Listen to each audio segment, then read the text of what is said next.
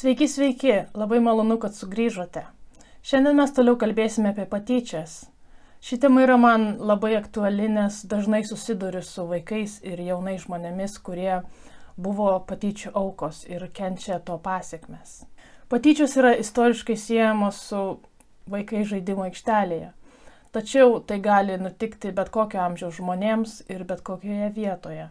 Pavyzdžiui, mokyklose, darbovietėse, namuose ir kitose institucijose. Taigi šiandien mes pabandysime tiksliai apibrėžti, kas tai yra patyčios ir taip pat kalbėsime apie jų tipus ir kaip tai atpažinti.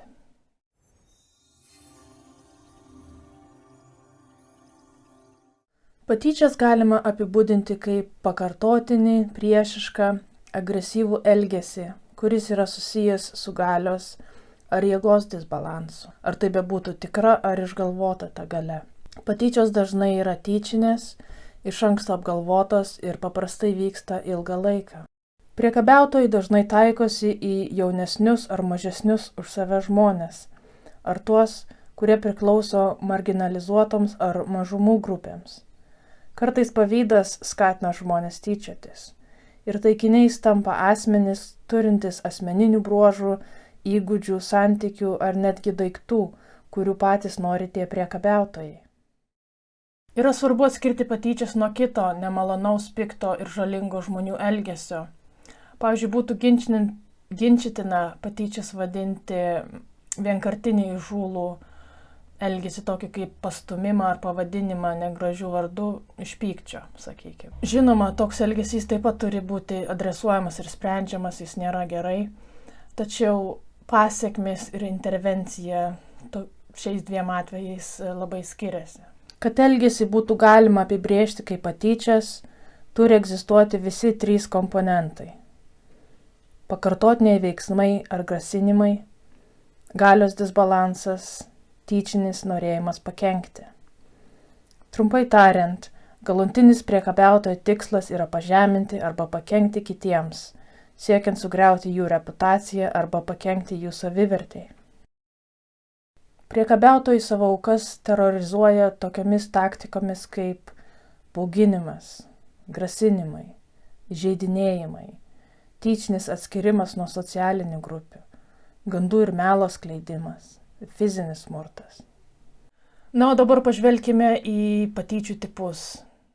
Egzistuoja 4 pagrindiniai patyčių tipai.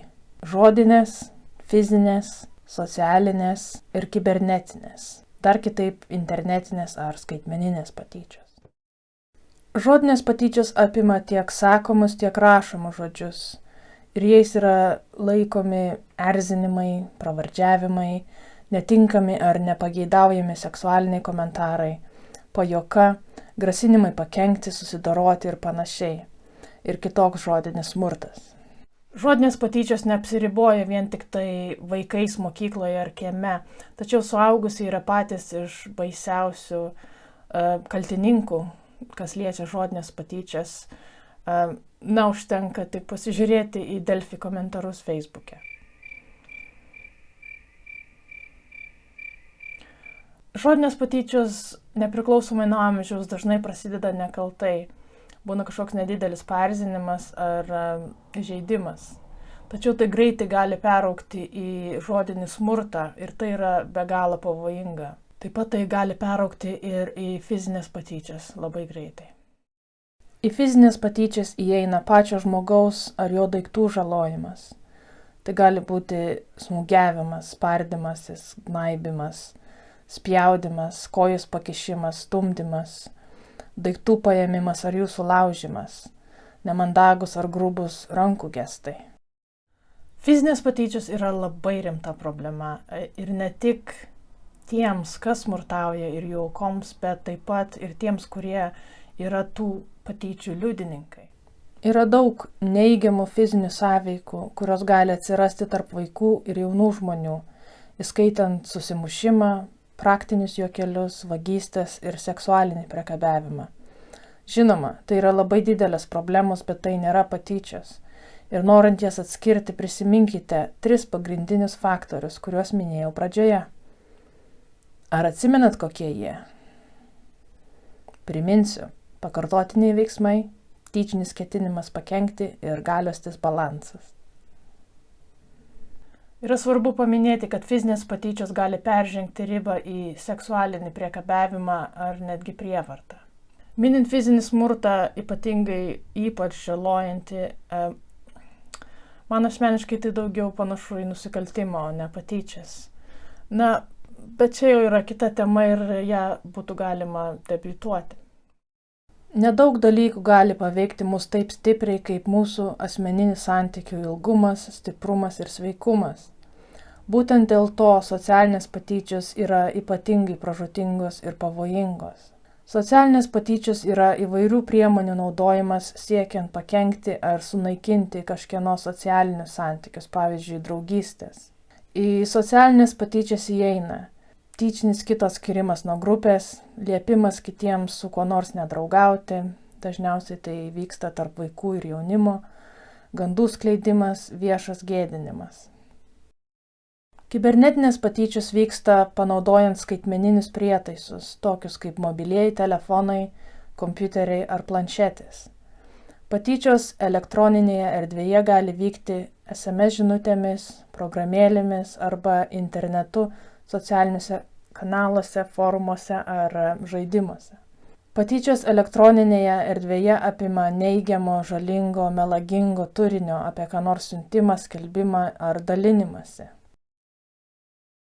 Tai gali apimti dalijimąsi asmeninę ar privačią informaciją apie asmenį, sukeliantį jam gėdą ar pažeminimą.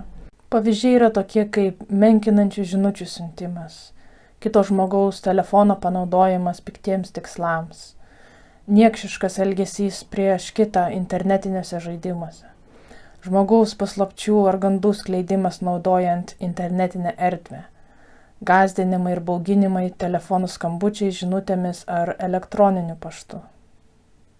Kibernetinės patyčios kelia tam tikrus unikalius rūpesčius.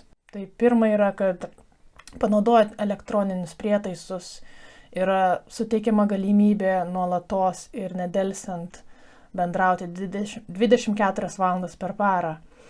Ir žmonės, ypatingai vaikai, kurie patiria internetinės patyčias, o tokio tipo kibernetinės patyčias, tiesiog negali lengvai nuo to pabėgti ir rasti palengvėjimą. Kita problema yra, kad elektroniniu būdu perduodama informacija dažnai yra vieša ir amžina.